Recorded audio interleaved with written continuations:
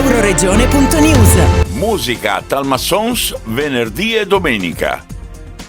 L'Associazione Culturale Scuola di Musica Zikurat, dopo aver organizzato tutti i venerdì sera del mese di maggio appuntamenti di guida all'ascolto Musica d'altri tempi, con Sara Del Medico e Desi De Benedetti hanno progettato un grande concerto dal vivo domenica 29 con i Drumlam Duo e il loro progetto Revox. Marco D'Orlando e Laura Giavon suonano musiche originali che raccontano il paesaggio della campagna friulana. Vi aspettiamo questa sera con l'ultimo appuntamento del ciclo Musica d'altri tempi con il maestro Paolo Ius e il suo whisky, corde e altre volgarità, un appuntamento sulla musica popolare dove verranno esplorati vari generi e si passerà attraverso vari strumenti.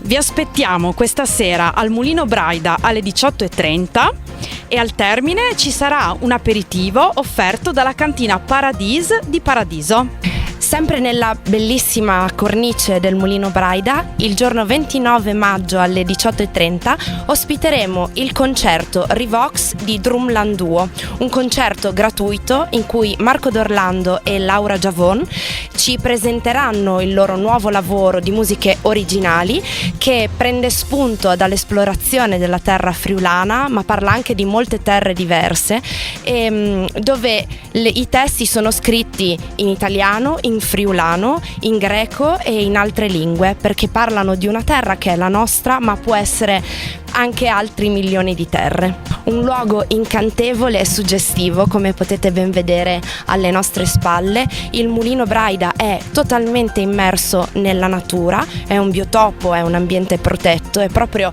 in questo spazio così verde e immerso nella natura, nei canti degli uccelli, abbiamo deciso di organizzare questo concerto che di natura tratta.